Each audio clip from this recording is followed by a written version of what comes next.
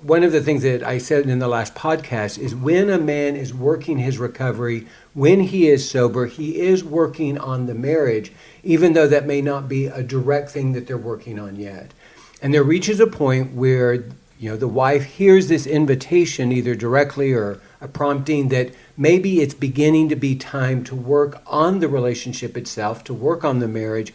And so in this podcast, we're going to be talking about the second part of the journey of what does it look like when the wife feels safe enough to be vulnerable enough to begin to invest a little bit into the coupleship, and what kind of support that they need, what challenges they're going to be, and even what are some of the indicators that this is the next step for you and what you can look for.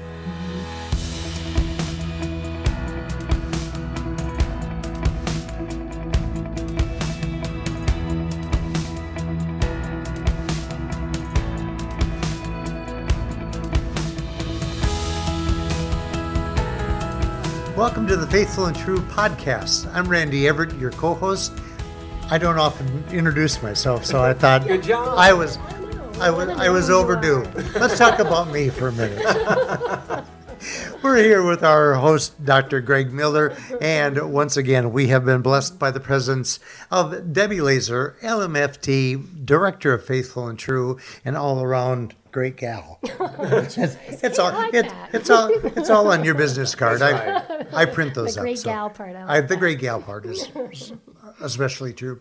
We're happy to have you back with us. Thank you. We got into a conversation on the last podcast and decided that it would be great to do a follow-up to that. Absolutely. So if you listen to our last podcast, we talked about kind of the early days of what is helpful or needed for a couple to navigate the complexity and the pain of betrayal. And what we talked about was they are journeys that are done together, and yet they are also very separate, where the husband is taking responsibility for his addiction. He's going after sobriety. He's seeking to understand what was driving it so that he can answer some of the questions of why you did what you did. And the wife is getting the support and the help that she needs to heal from the pain and the trauma of the betrayal.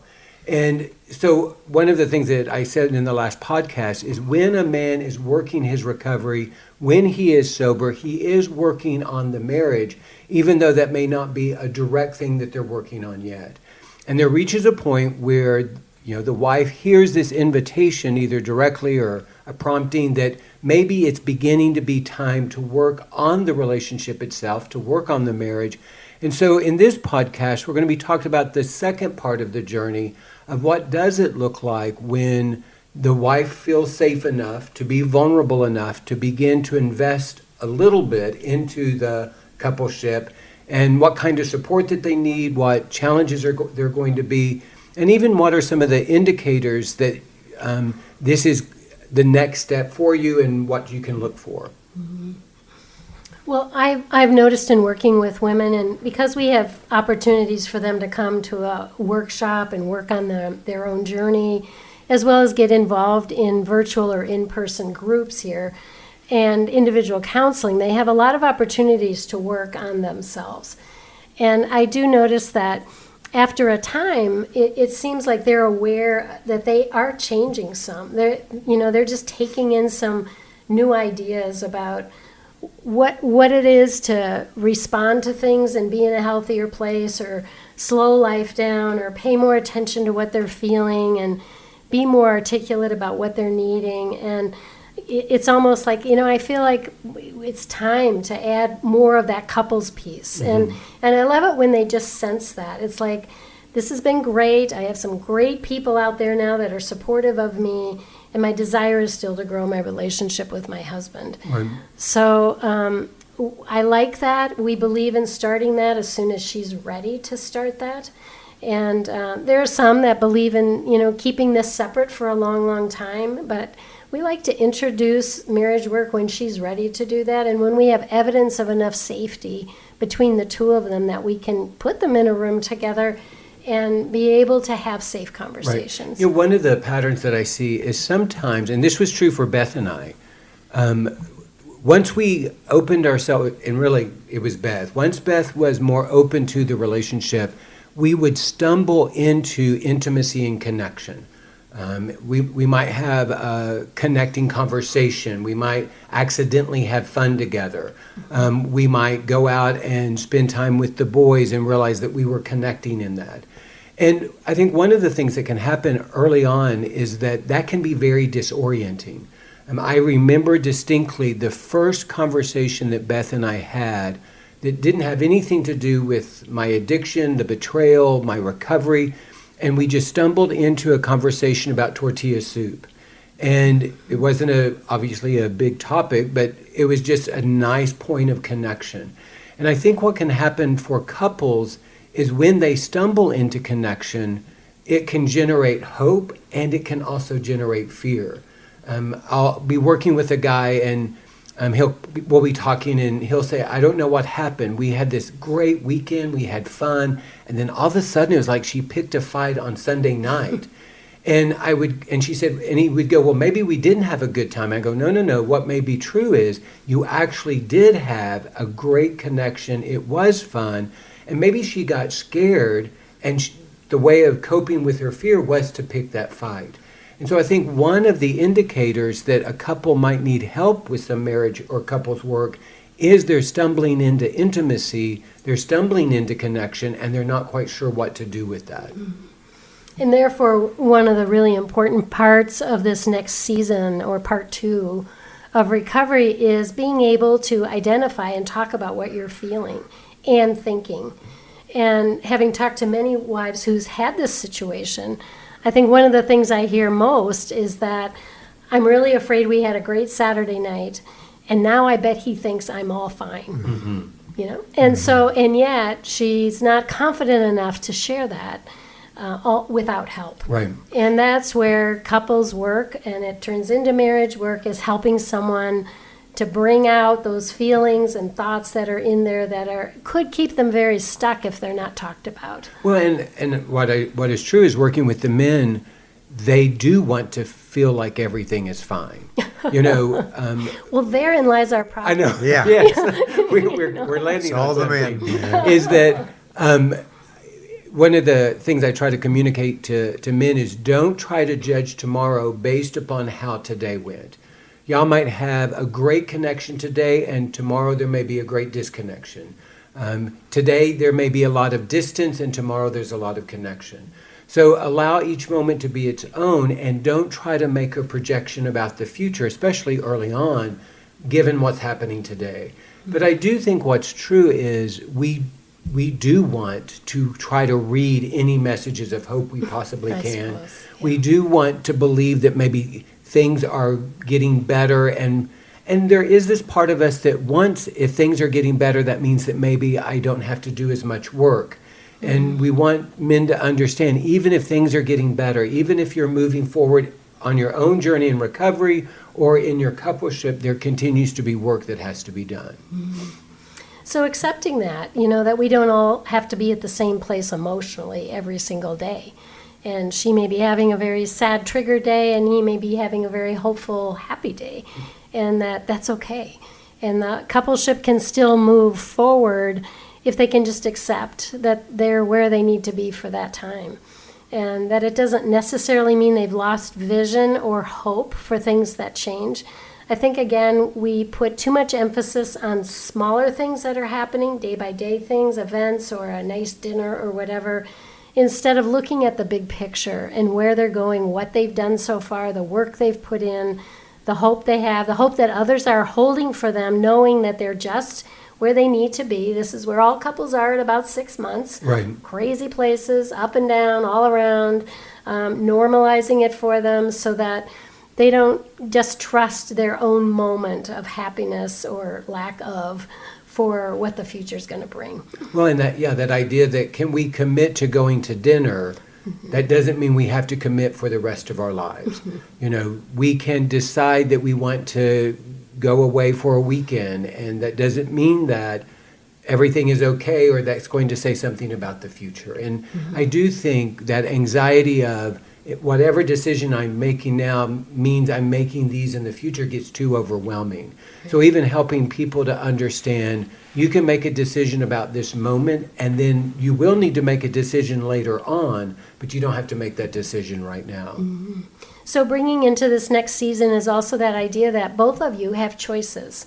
You know, as a man, you have choices. As a woman, she has choices. If you start out with the intention of this fun day and it doesn't work, you can have choices to cut it short. You can enter into some place that's kind of scary, a family reunion, and know that you don't have to stay for the whole time. You have choices to leave.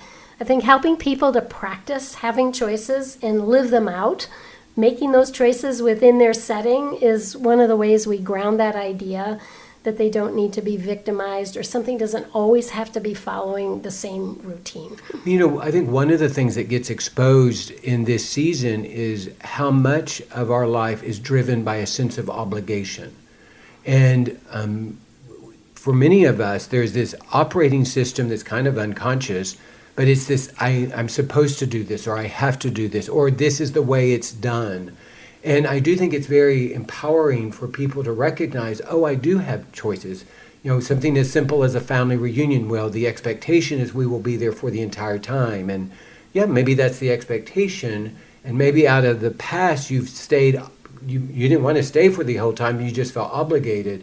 So there is an empowering that says, you know what, we can go for half a day. Mm-hmm. Or, you know, especially around when couples are trying to discover sexual intimacy, a lot of energy, many times in coupleships, has been obligation around sexuality.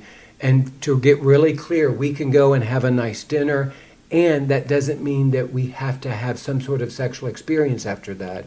And so what's happening is, as we change patterns, old patterns are being exposed. And it's important, I think, that we acknowledge the old patterns and the desire for a new pattern going forward.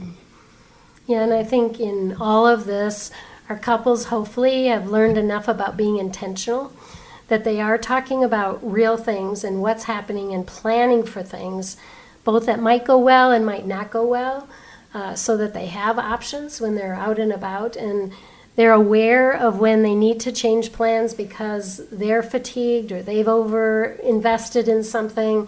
That self-care part is really important for both of them to take into this next season. And I think to be able to acknowledge that of one another, even though I may need to leave early, and if you don't, that you acknowledge that that's okay. We don't have to be doing the same thing. You know, those are just ways, too, of honoring each other, of being respectful of our personal needs and hearing and understanding those, and accepting that we can have differences. Right. One of the big things I think that happens in this season for most couples is they redefine what intimacy is, and they redefine what love is. Mm-hmm. That, you know, we may have this idea that intimacy or love is we agree on everything, or we do everything together. That idea of I can stay longer, you can leave early, and that doesn't mean we're not intimate. It doesn't mean that we don't love each other. But if I grew up being taught this message from somewhere that love means we do everything together, love means that if you like it, I like it, versus no, intimacy is when we bring our full selves, our vulnerable selves to the relationship, and we share what is similar, but we also share and acknowledge what is different, and we are okay with that. So driving separately to the family reunion is actually a choice. It's a choice, and yes, not all that bad. Right, absolutely. And when would you have ever thought you might want that choice? Right. When you first married? You know, right. You just don't even think of that. But actually, that's sometimes the best decision. Right. Then you have options. You have choices to do things differently if you need to. I think another language that is introduced into this is the language of needs, where we can assume that in a good marriage, you automatically know what the other person wants and needs. And sometimes we are given that message by our spouse that, you know, you've been married to me all this time, you're supposed to know these things. But what we know is, in a healthy, functioning relationship, I don't expect my spouse to know my needs, and so therefore if I have a need, I share it. And then we figure out how, it's great when we can accommodate each other's needs or meet each other's needs. What becomes complicated is when our needs seem to be oppositional. There are topics that come up, and I think this is what I need. My spouse may feel like that's what she needs. They're very different. So we may need some help knowing how to share needs that are different and work towards meeting those needs in a safe way. But one of the things that we know in this second part, if we're really working on intimacy, we have to also be working on owning our needs, sharing our needs, being aware of our needs. And for a lot of people, this is a brand new language. Yeah. I just love that idea almost more than anything, that we speak our needs.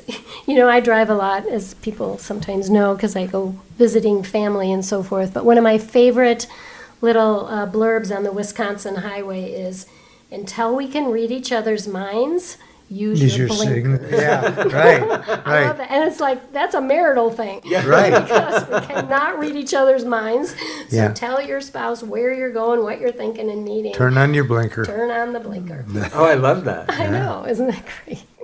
You'll remember that because it'll be now one of your great analogies. No, but I'll give you credit. Yeah. Deb one time said. One time. But I do think so much of the chaos that is in our relationships comes from misunderstanding of what intimacy and relationship and marriage and all of that is, either through messages that weren't true that were given to us through media or books that we read, or information that really wasn't helpful that we saw modeled for us. And so much of this second season is unlearning. First, we have to be aware of what we've learned, but unlearning that and then replacing it with more truth and wisdom in how to move forward.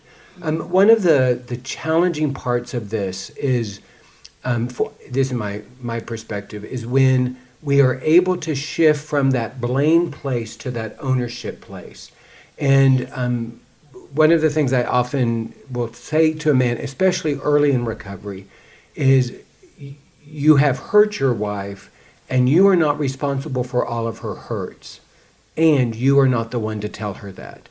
That on her own, it will be important that she come to the realization that, yes, my husband has hurt me, but not all of my hurts are because of him. And if I can believe that, then I will begin to be open to see what else has been hurtful, where else have I been betrayed or someone has responded poorly, and then how might I be bringing that pain into the relationship. But early on, that may be something that she's not able to be aware of. But what's also true for her is true for him. You have been hurt by your wife, but she's not responsible for all of your hurt. So part of your journey is seeing where you have been hurt and how you've been bringing that into the marriage. And that, I think, can be a very challenge. It's an important part, but can be a challenging dance for a couple to begin to learn. And when you can start sharing those stories, it really starts changing a marriage. Mm-hmm. And they're older stories about what formed and shaped you. And we all have them, and none of us lived perfect lives. So when we begin to feel safe enough to share those kinds of stories, we really start building that vulnerability and the intimacy that we're looking for, emotional and spiritual intimacy in the relationship. And that's why I think we need other people other than our spouse speaking truth to us. Mm-hmm. Because what's just true is there's times when our spouse is speaking truth, but because it's our spouse, we just have a filter where we cannot hear it. Mm-hmm. So we need other wise women and wise men. We need professionals that can challenge us, that we can be maybe open to somebody else's voice.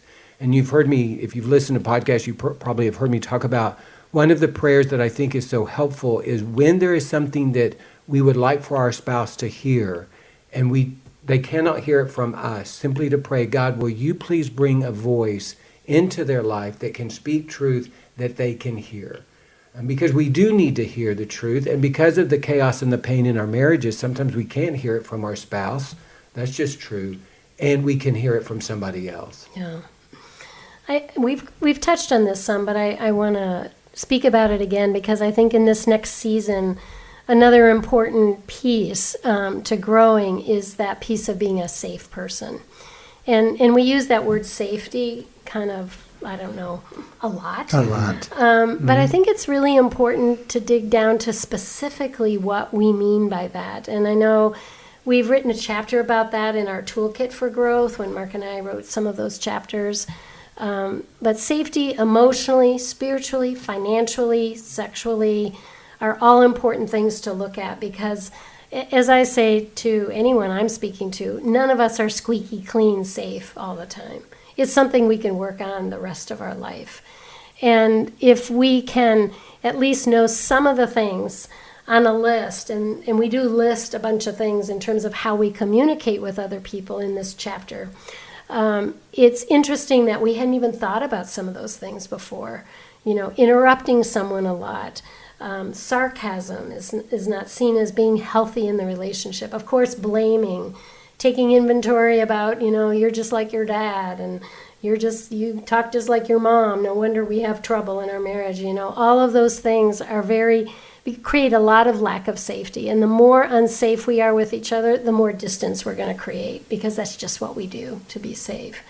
So I think one of the things that we can all be working on in our own individual journeys before we get to the marriage journey is how I am unsafe, and really taking an inventory of that. I had a woman once that showed up in group. She was so sweet, and she had been really working on her own grieving process and impact statement and all those things that were so helpful to moving through her loss and her pain of the betrayal. But she started working on some of these other things because marriage work had started for them. And she opened up this chapter, and she goes, "Guys, you won't believe this, but guess what?" She says. She's reading down this list. She's going, sarcastic, yes. Yeah. Interruptive, yes. Talk with too loud of a volume, yes. And she's going down this whole list. And it was funny, and it was so beautiful to see her owning, like, I've really got to work on some of these things. Right. And our temptation can be, we read that list with our spouse in mind. Yeah. Yeah, So- thinking of Right. critiquing He does that. them. Well, Yeah. true. So it is that piece of really reflective, looking at myself. What am I doing to contribute to our coupleship not being safe?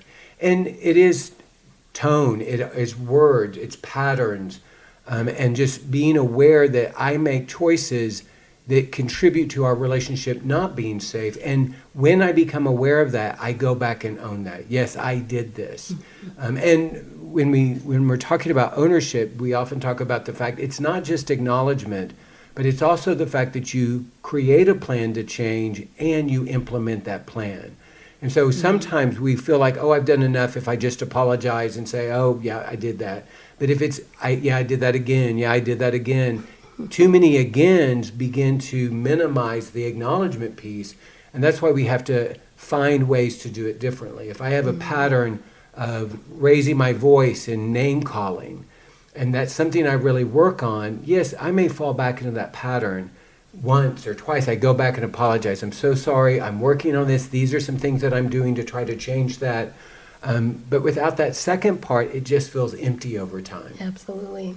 So we've been talking about a lot of elements that we talk about here and we teach in our groups and our workshops.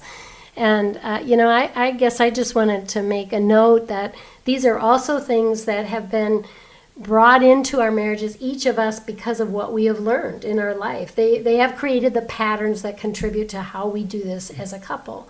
And so in some ways, all this work of recovering from an addiction in our marriage is also contributing to how we will do relationship. And so it does become a piece not only of our marriage and its relationship, but our relationship with everyone. Right.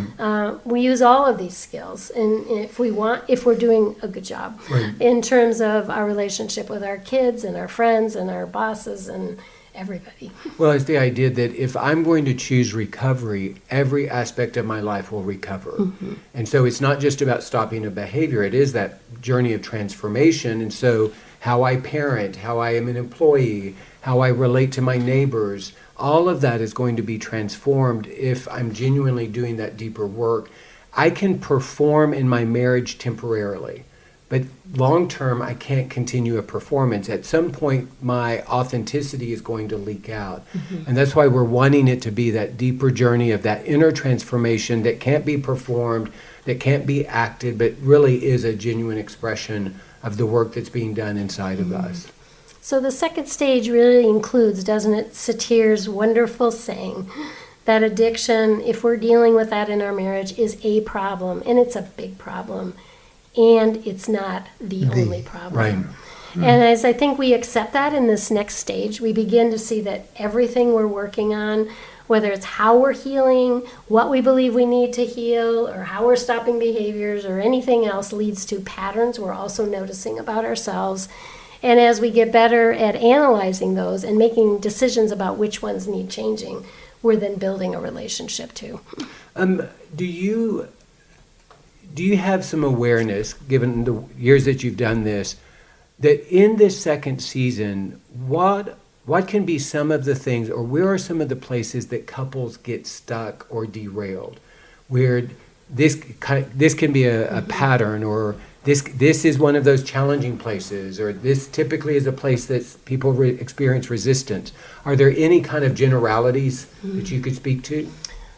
Well, I think a few that I think of is, one is unresolved trauma in your own life. In other words, addiction brought into a marriage is a very traumatic thing, as we're all talking about these days. And I also know that no one lives without little t or big T traumas earlier in life as well. If we fail to look at those stories and know how they shaped and formed our thinking, our feeling, and how we behave, we'll take a lot of that pain and we'll add it on to the trauma that's showing up currently. So I believe that can be a really stuck place for both people, actually. And many people need a lot more help and attention to older trauma. I think another really big piece of that is our brain chemistry.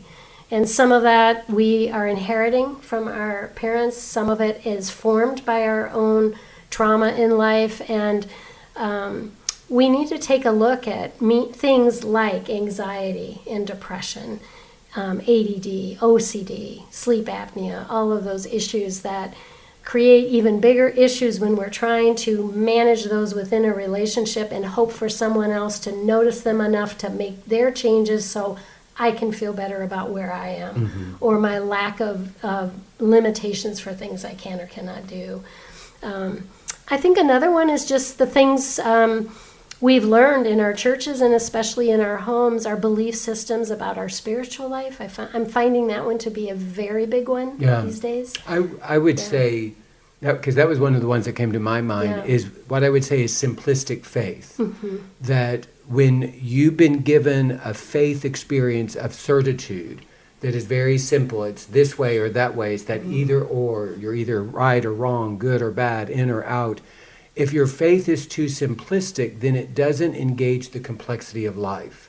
And what I see is either my faith is deconstructed because the complexity of life is too much for the simplicity, or I'm constantly seeking some sort of spiritual bypass and some sort of simple response to a complex issue that really doesn't help me engage and navigate the complexity of life. And I think that when we are able to engage the mystery and the uncertainty and the beauty and the bigness of God, then it instills in us the faith that allows us to move towards the complexity. And where there is absolute certainty, there doesn't need to be faith. And we're not called to absolute certainty, we're called to faith. And so I think for many couples, it's in this complex marriage piece that they either deconstruct the simplistic faith and engage some complexity, or they attempt a spiritual bypass that doesn't lead to intimacy, or they end up not being able to move forward at all, and their relationship is deconstructed at that point. And, I think it's really important for, couples to explore the basic structure of their marriage, and whether it's a patriarchal marriage, a matriarchal marriage, an egalitarian marriage, it's very important to know where you're operating from. And I think a lot of people don't even think to talk about those things because they become really essential to so many decisions and how you live together as a couple. So we could go on and on now to a part 3. Thanks for being here. Thank you. Yeah, thank you so much for being with us today again, Deb. It's always a joy for us to have you here. And we'd like to thank our listeners and our viewers for watching and listening to today's podcast. We hope that this conversation and guidance has opened your eyes to your own situation and what might be helpful in moving ahead in your journey as well. For those of you who are seeing us for the first time, we hope that you'll explore and find out more about Faithful and True. The best way to do that is to go to our website, faithfulandtrue.com, spelling out and, faithfulandtrue.com, where you'll find many resources that are helpful for you. You'll find information about our 3-day intensive workshops for men, women, and couples. And you'll also find our online bookstore, in which we have all of the books by Mark and Debbie Laaser, as well as the book by Greg's wife, Beth. Just great resources that have helped thousands and thousands of people. So until we join you again, we hope that this coming week will be a week that's filled with many blessings and with great vision.